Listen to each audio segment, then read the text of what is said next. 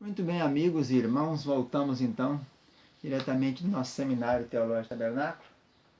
A nossa logomarca aqui, sediada em Lajinha, desde 1992, difundindo a literatura cristã aqui nessa região do Sul Capixaba e Zona da Mata Mineira. Estamos tratando da disciplina Introdução Bíblica Primeira, ou 1, que vai tratar do Pentateuco, 5 livros da lei, Pentateucos. 5 livros da lei, chamado no hebraico de Torá. A Bíblia hebraica, eu já disse, ela tem 3 partes. Torá, Neviim e Ketuvim. Daí o nome Tanar, pegando a primeira de cada uma. T de Torá, Nané de Neviim e R, que no finalzinho da letra hebraica é K, quando está sem daguesh. Então, Ketuvim, escritos. Então, lei, profetas e escritos.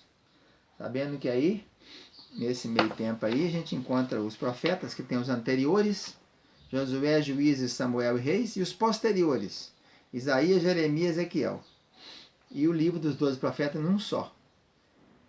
Depois tem os escritos, começa com Salmo, Provérbio, Jó, o Megilote, que contém o Cantares, Ruth, Lamentação, Eclesiastes, Esther, Daniel, Esdras, Neemias, que é um livro só, e Crônicas. Então a Bíblia do judeu acaba com Crônicas.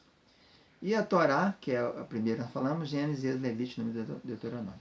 Então a nossa quarta aula de introdução bíblica do Pentateuco, nós vamos falar agora um pouquinho sobre os céus, né? E falar algumas outras coisas referentes ao capítulo 1 da criação, dos 7 dias que Deus descansou no 7º, criando o Shabat.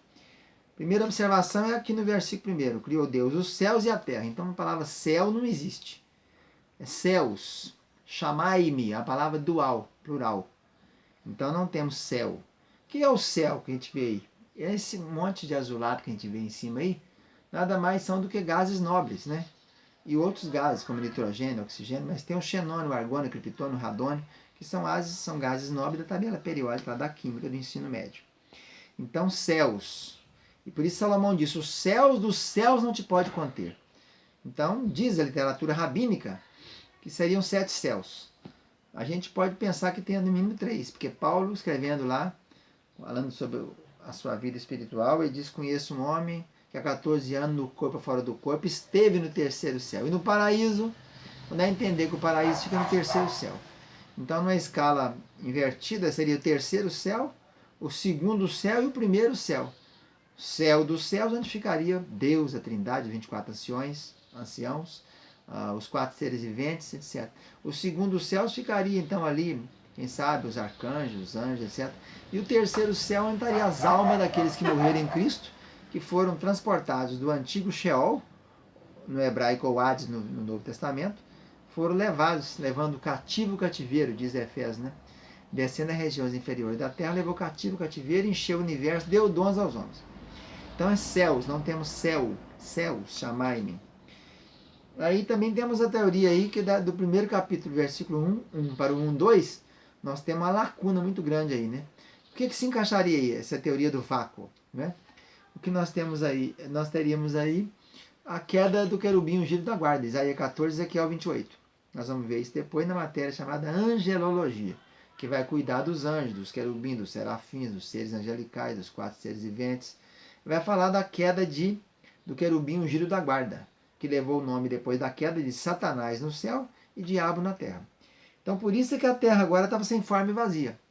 Tem forma e vazia, no hebraico é tohu veborhu. Tem até alguns que estavam um caos, né? Eu não adoto muito essa linha de falar que estava um caos, não. Ela estava inabitada. Estava inabitada. E havia trevas sobre a face do abismo e o espírito adejava, o espírito pairava. A palavra pairar aí no hebraico é adejar, é quando o pássaro está próximo dali, está rondando em cima de alguma coisa, né? Está adejando, está esvoaçando. Sobre a face. Diz Deus, haja luz, fiat lux e houve luz. Então viu Deus que a luz era boa e fez separação entre a luz e as trevas.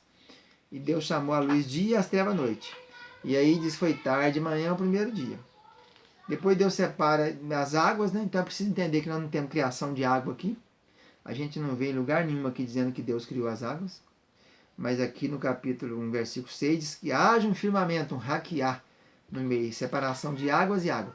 Então um dos motivos pelas quais os homens antes do dilúvio viviam 969 anos, 962 viveu Jared, 930 viveu Adão, 900 e tanto, 700 e tanto, 800 e tanto, é porque um dos fatores era esse. Havia águas em cima e águas embaixo. Quando aconteceu o dilúvio, aí sim as águas romperam a janela do céu, as águas desceram todas. Então a camada que fazia a nossa atmosfera antigamente, antes do dilúvio, era H2O. Hoje nós temos a atmosfera, hoje essa área é dominada por ozônio.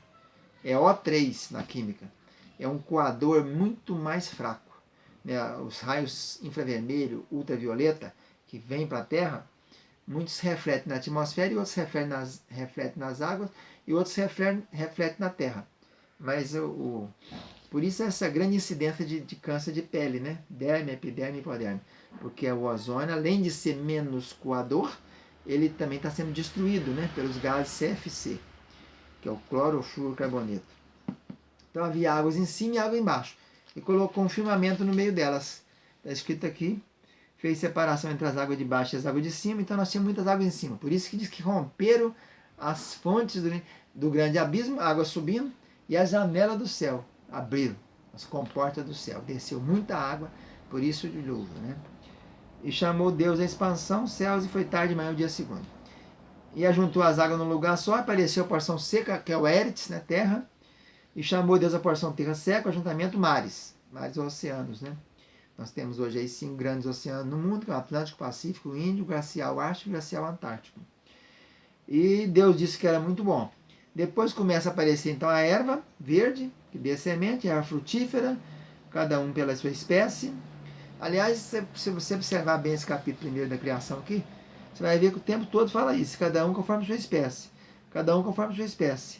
Os animais da terra conforme a sua espécie, os animais do mar conforme a sua espécie, as aves do céu conforme a sua espécie. Então está muito claro aqui que a teoria da evolução de Darwin e de outros mais, Lamarck, etc., não tem fundamento algum. Deus já criou cada um segundo sua espécie. Não houve nenhuma evolução de nada. A girafa não esticou o pescoço, foi esticando e ficou com o pescoço grande, porque ela começou a ter que pagar alimento, erva, no alto das árvores. Não. Deus já criou a girafa assim. Criou o hipopótamo para ser o cavalo do rio. Criou o rinoceronte com aquele chifre grande na ponta, perto do nariz. Rinoceronte, chifre no nariz. E assim vai, o cavalo, a mula, a égua, todas as espécies, o rato, a capivara, o bode, o carneiro, a ovelha. Então, um monte de espécies, subespécies, famílias, etc. Não existe isso aí. Nós vamos ter uma aula depois só sobre a teoria da evolução de Charles Darwin. Né? E então, continuando aqui a criação, depois a terra produziu erva que dê semente, tal. Foi tarde de manhã o dia terceiro. Depois houve a criação no quarto dia dos luminares. Né?